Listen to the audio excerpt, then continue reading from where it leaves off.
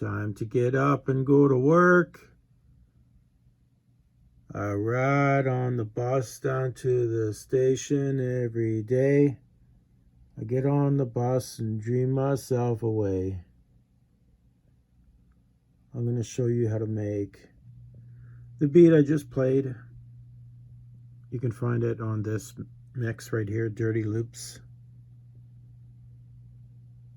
Raw beat tape, heavy compression, filtering. Don't forget, check out the channel. Give me a like. Give me a sub. All right, let's get into this. Okay, so let's first listen to the original sample.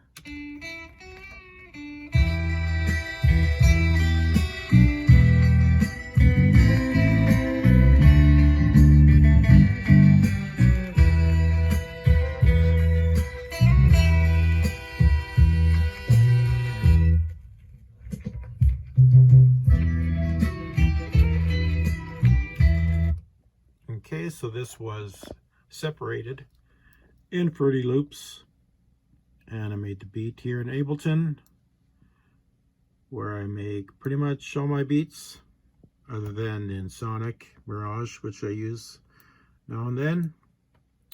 But yeah, anyways, so the first thing I did was selected basically the loop that I wanted. I knew ahead of time that I was just going to make a dirty loop out of this. So I basically just selected the loop that I wanted to work with. And sometimes you just got to listen to the entire song or the entire portion that you sampled, and you'll find the good part that you like. Just takes a bit of practice, but sometimes you hear the drummer will do a little change up, add a little kick or snare here or there or something, and then you'll know that it's the right spot to loop. Or sometimes the bass is heavier in certain parts, and you'll want to use that part. But so anyways, I found the loop that I wanted, and then the first thing I did here,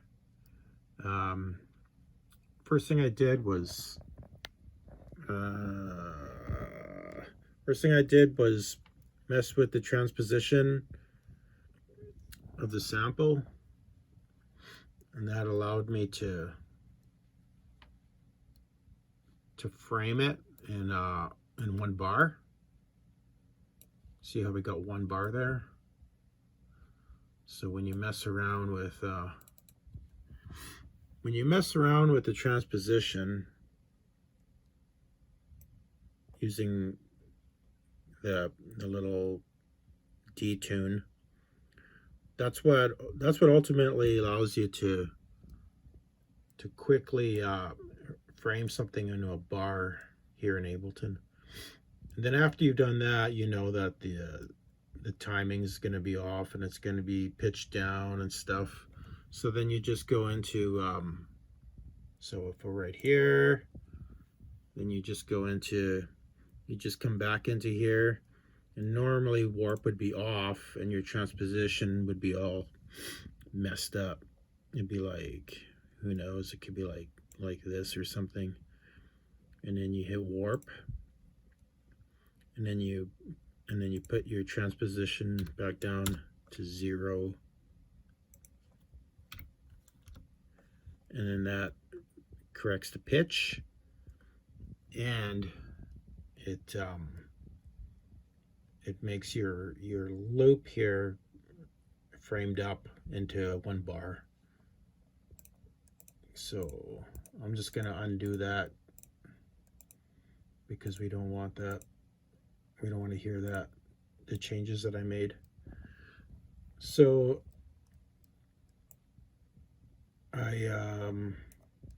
so you can do that for a whole bunch of different portions of the sample. Just like just make your loop here and then warp it back into correct pitch. And if that does make sense, I'm probably gonna make some videos coming up on exactly how to do stuff like that. So this is really just a basic kind of how I made this dirty loop video. So if you're missing something, just let me know in the comments, and I'll make a video showing you. So I did the same thing to the drums, and you can see the bass and the instruments. Basic, you just line them all up in that one bar, and then warp them individually, and then they'll all be back into correct pitch. So so the main changes that I made was that everything is pitched up by two, I think it's like 2 notes or something. So give this a listen.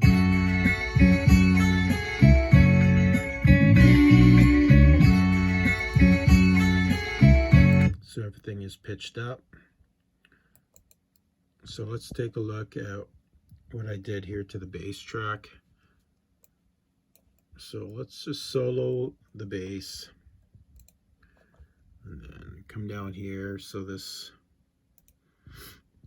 just listen to the bass here.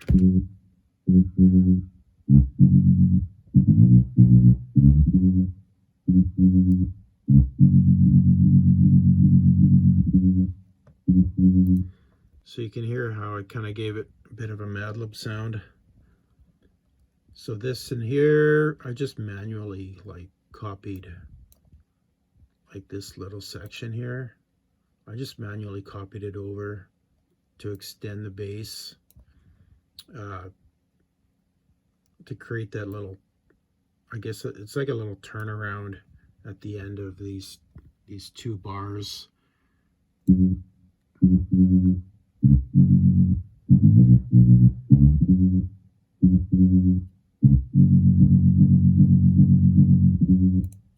And you can hear how the bass itself creates a rhythm just by how you repeat that little section. Anyways, let's take a look at the tremolo and the my rack on this track.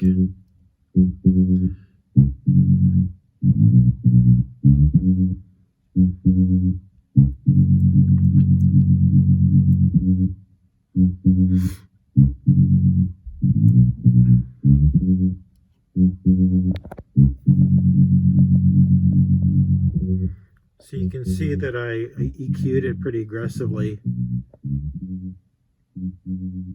So you got to EQ your basses to get them to sound basically how you want them to sound. If you want them to cut through the mix, or you want them to sit deep in the bottom. I don't know. I suppose I could go through that in some other videos if you guys don't know how to do that. But what I want to look at here is the gate.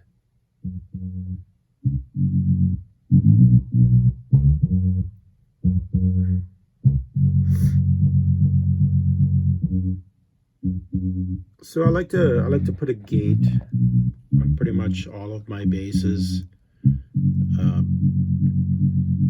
It really cleans them up, cleans up the back end of that bass guitar, and it gives it a bit more of a rhythmic feel in your mix. So let's hear it without the gate.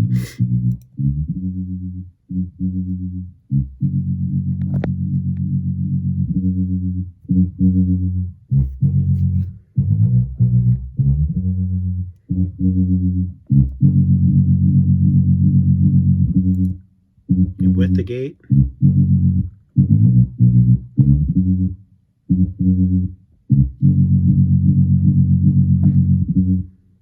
So it's a bit more subtle in this mix, but I'll show you in some other mixes where it's much more obvious of a change. And I like to also put a gate at some point in my bass channel, especially if you can see here, especially if I didn't use a low pass filter on this. Usually when I'm filtering the bass, I'll put a low pass filter, because you get all kinds of bass rumble and super low frequencies like 20 hertz that will mess up the mix. They'll rob you of headroom in your final mix. So if I'm not using a low pass, then I definitely use a gate somewheres in my bass channel. So I'll just move along here, some things here. Okay, so here's the tremolo mojo, the madlib trick. If you're interested in seeing a video specifically on this, I just recently posted one. You can take a look at it. So here I have the tremolo, and then these things here, you can mess with the frequency and the dry and wet, and that'll make it either more aggressive or speed it up, slow it down. So let's give this a listen.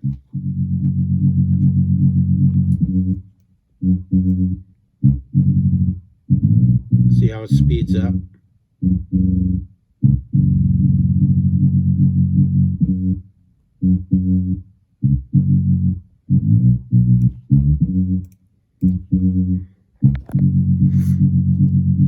So you just have to use your own ears to set it how you want it. Yeah. Then at the end of my bass, always throw on a mono. Throw on a mono, especially if you're using that tremolo effect, which is a ring modulator. So you want to make sure your bass is in mono when it goes to your final output. What else can I show you? So let's look at the drums. So the drums, all right. So the drums is just a loop. I just looped the original loop the original recording. Okay, so the drums, I got a low pass. I always put a low pass on the drums. So I don't always, but usually do. And then pretty simple EQing, nothing really major as far as EQing. And then yeah, no major changes to that part of the drums. But the real mojo in the drums is what I did here. So I just copied my loop that I had made up here. See my drum loop? So I just copied this, threw it down, pasted it down here, and this is my filtered bass rack. So whenever I'm filtering drums or bass, this is the rack I use to get the mojo in the drums. So let's take a look here. So the original drums is pretty wimpy.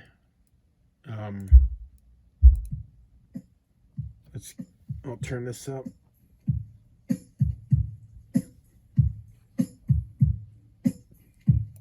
The bottom end is pretty wimpy, and when I make like a dirty loop, I usually don't add drums, but I'll give the original drums the mojo. So what I do is copy it.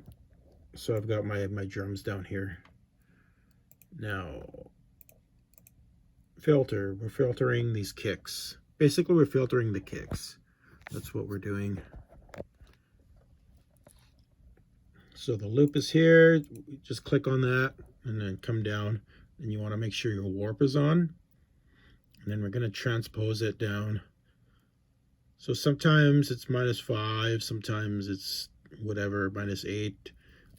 This instance it happened to be -11, and you can just mess around with this, but basically we're just pitching down the kick until it's like got some got some beef to it.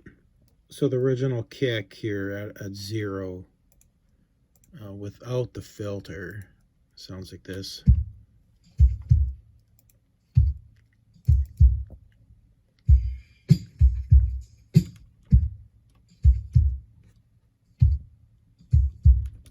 So what we want to do is, so I pitch this down, right?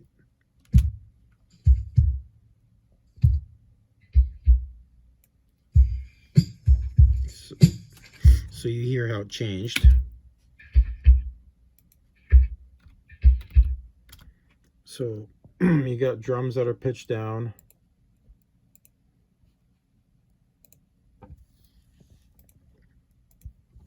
Now let's kick in the filtered bass rack. So let's kick in that filtered bass rack. And now we're just going to get that kick.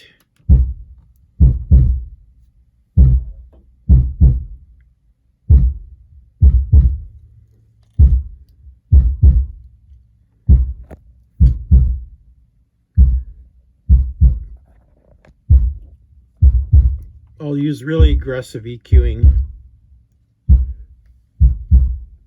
when I filter. I use super aggressive EQing.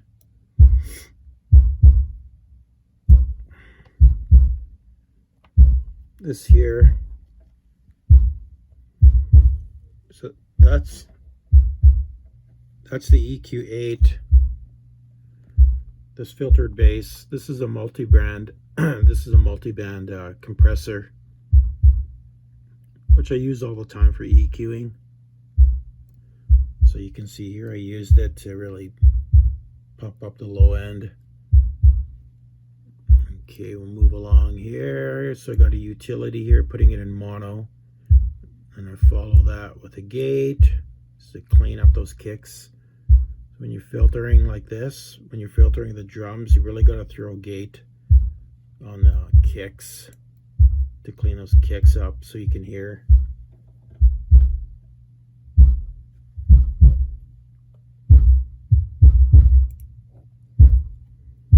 See, throwing a gate on there makes a big difference. And if you get clipping, like,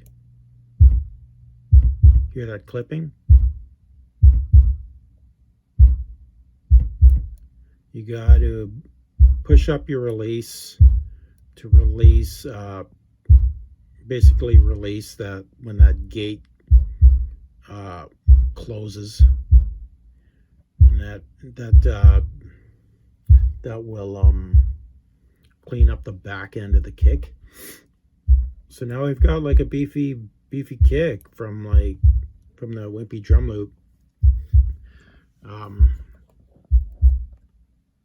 What else can I show you here? The instruments.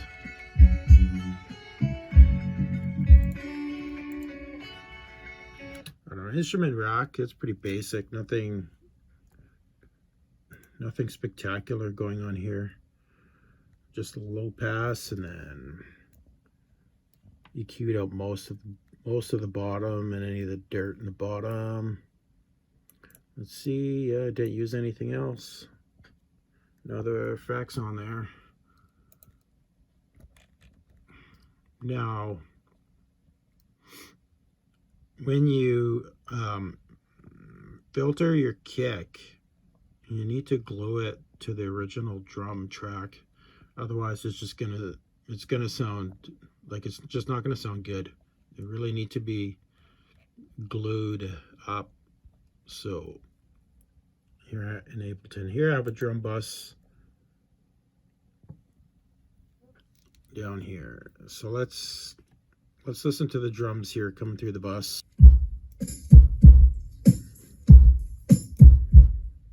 So you can hear that difference already.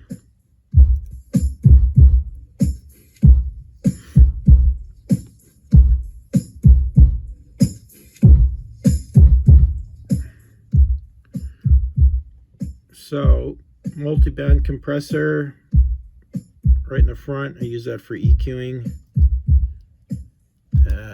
Glue it together here pretty aggressively. As you can see, the needle's just going crazy. So this is always adjusted according to the loop and according to how much you filtered the bass and everything. This is always different. So I just send that out to the drum and bass bus. So the drum and bass bus. So let's kick in the bass here.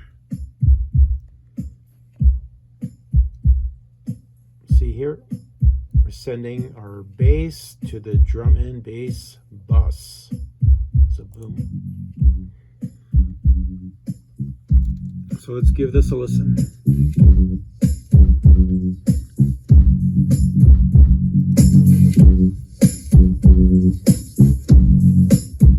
So you can hear how that really gets glued together. So again, first things last, multi-band compressor. You can see that I use a lot of multi-band compressors just to do EQing. I'm not going to go into all the settings on here, but you just use basic settings. You don't really use go crazy with the compressor. It's more about using it to glue. So I've got that up there, and then I followed up with an actual glue compressor. Generally used pretty gently when gluing the drums and bass together. If you go really aggressive, then you can get funky things happening with your drums and stuff. But it might be good. I don't know. You have to try it and see, I guess. Clipping, don't worry about that. I never worry about it.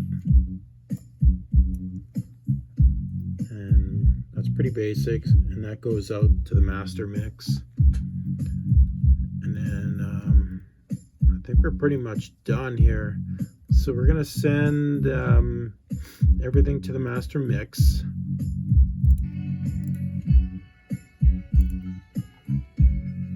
Okay, master mix.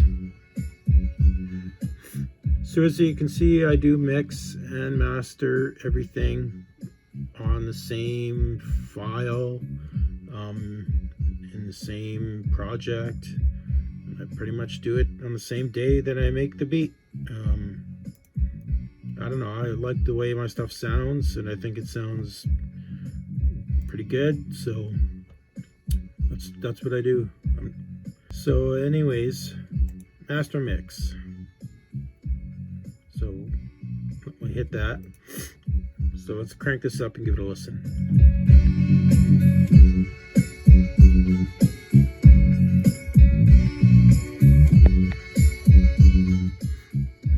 So the changes here are not quite as aggressive because I used a lot of compression already in the mix.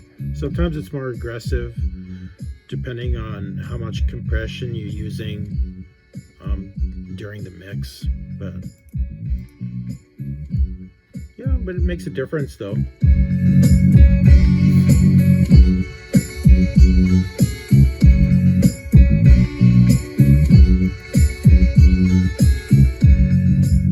Yeah, but as you can hear, it's not quite as aggressive on this mix. But you'll see when I do other ones, you'll see sometimes there's a huge difference. So let's take a look at this. Multi-band master mix. So this is just a multi-band compressor. Again, pretty gentle settings throughout. It's just pretty much used as a glue. And I follow that with yet another glue. This one's pretty aggressive. I actually use it pretty gently. And I also wanted to show you that sometimes, but not all the time, I'll boost the kick right on the master bus. So, or I shouldn't say the kick, but the bass is what I mean. So this dial here is for the bass, and so you can even do some EQing right on the master bus. And from my research, this is actually often done in mastering. This is not a strange thing to do. So you can boost a bit on the bottom or give it some sparkle on using the top.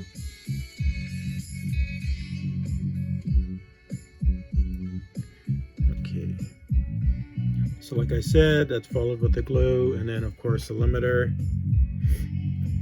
This one's pegged pretty aggressively just because of the style of samples. The samples are so lo-fi, gritty, bass heavy, and rumbly that to get a good volume out of your mix, you kind of need to like crank your limiter on a beat like this. So let's give this a bit of a listen here.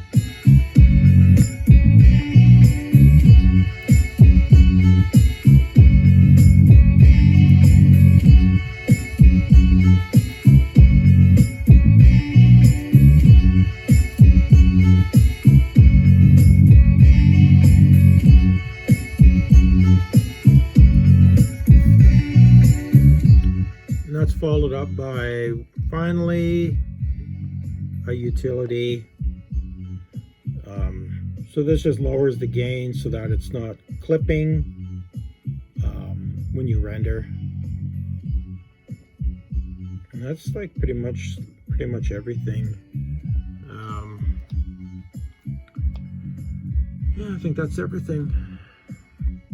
So I'm out of here. I'm gonna finish my coffee and then start my day. I just did this here in the morning. I just thought I'd come on and see if anybody gives a hoot. So if you give a hoot, let me know in the comments. All right, I'm out. Let's give this a bit of a listen. Take it easy. Like, subscribe, all that jazz. Peace.